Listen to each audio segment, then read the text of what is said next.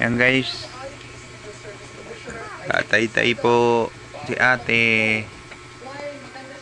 Yan, nagluluto po ang aking partner. Yung dalawa ay naglalaro.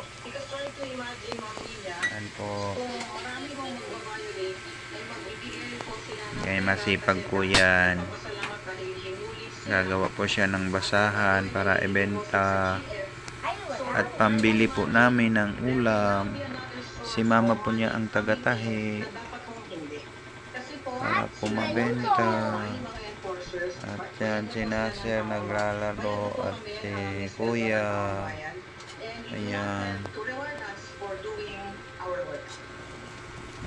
Guys, please subscribe my YouTube channel guys. Bago lang po akong YouTuber.